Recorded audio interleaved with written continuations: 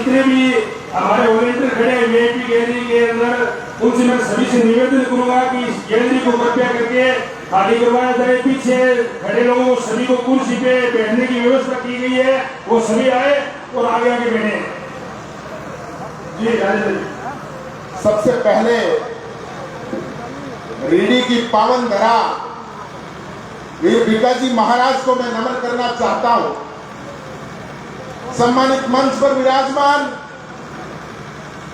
हमारे पूर्व राजस्थान सरकार के काबीना मंत्री रहे परम सम्माननीय गोविंद राम जी मेघवाल साहब, हमारे पूर्व प्रधान सूरजमल चौधरी जी और कांग्रेस के तमाम नेतागण, पंडाल में विराजमान मातृशक्ति के रूप में माताओं, बहनों और दूर दराज गांव ढाणी से पधारे हुए पिता तुल्य बुजुर्गों, हम उम्र के नौजवान साथियों और प्यारे बच्चों, मीडिया कर्मी साथियों और सुरक्षा में लगे पुलिसकर्मी, पुलिस अधिकारियों, आप सबको मैं आज के इस किसान महासम्मेलन में हार्दिक स्वागत करता हूं, अभिनंदन करता हूं, इस्तकबाल करता हूं, प्रणाम करता हूं, नमस्कार करता हूं और क्रांतिकारी जय भीम करता हूं। साथियों, हम सौभाग्यशाली हैं कि आप रीडी के तमाम ग्रामीणों ने एक युवा सरपंच को चुना और युवा सरपंच को चुना तो ये सौभाग्य शायद श्री डूंगरगढ़ क्षेत्र का ये पहला ऐसा खेल स्टेडियम है और ऐसा उद्घाटन और ये किसान महासम्मेलन ये श्री डूंगरगढ़ का पहला और ऐतिहासिक है। मैं बहुत धन्यवाद देना चाहूंगा इस कार्यक्रम के तमाम आयोजकों को और रीडी के तमाम साथी जिन्होंने सरपंच हेतराम जी जैसे युवा को चुना। साथियों, आज किसान सम्मेलन के नाम से और जिस उद्देश्य से हम इकट्ठा हुए हैं, हमारे बीच में राजस्थान के किसानों के सिरमौर और राजस्थान की कांग्रेस पार्टी के प्रदेशाध्यक्ष, हम सब के नेता और तमाम किसानों के दिलों की धड़कन हमारे बीच में गोविंद सिंह जी डोटासरा और चूरू से सांसद राहुल जी कसवा हमारे बीच में पधारे के आज के अतिथि है। मैं उनका भी मंच के माध्यम से सम्मान और स्वागत करना चाहूंगा। आप सभी किसान भाइयों से मेरा हाथ जोड़ करके निवेदन रहेगा कि किसान सम्मेलन के अंदर किसानों का लक्ष्य, उद्देश्य और हमें किस उद्देश्य से इकट्ठे हुए हैं उस पर चिंतन करने की आवश्यकता होती है। मैं ज्यादा समय न लेकर के इस मंच के माध्यम से मेरी बात को पहुंचाना चाहूंगा कि इस देश के महापुरुष पैदा हुए चौधरी चरण सिंह जी ने कहा था कि ए मेरे भोले किसान, तू दो बात मेरी मान, पैर जमीन पर रख और नजरें विधानसभा और संसद की तरफ रख। हमें इसका अर्थ समझने की आवश्यकता है।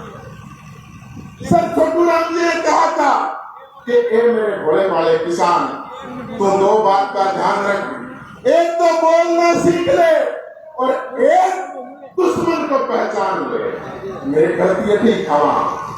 बोलने का मतलब यह है कि आपकी जो मांगे हैं वो संसद और विधानसभा तक कैसे स्पष्ट रूप से पहुंचे, लोकतांत्रिक रूप से ऐसे महासम्मेलन करके, आंदोलन करके कैसे आपकी मांग डिमांड जो है वो सत्ता तक पहुंचे और सत्ता के काम करने का काम करे।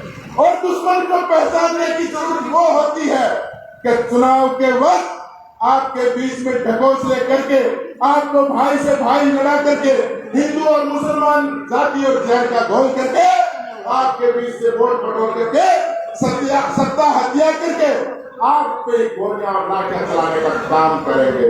यही बात हमारे महापुरुष कहते गए थे, बाबा साहब अम्बेडकर जी कहते गए थे, किस देश के लोगों शिक्षित बनो, संगठित रहो और संघर्ष करो। ये भी आज के युग के अंदर सही रूप से लोकतांत्रिक देश के अंदर लागू है। आप शिक्षित होंगे तो सही दिशा में आपको संघर्ष करने की आवश्यकता पड़ेगी, और जब संघर्ष करोगे तो आपको संगठित होने की आवश्यकता पड़ेगी, और संगठित होकर के आप संघर्ष करोगे तो सत्ता चाहे कितनी बेलगाम हो, उन्हें किसान आंदोलन चला, 750 किसानों ने शहादत दी, वो रोड से हटे नहीं, अपने लक्ष्य के प्रति अडिग रहे।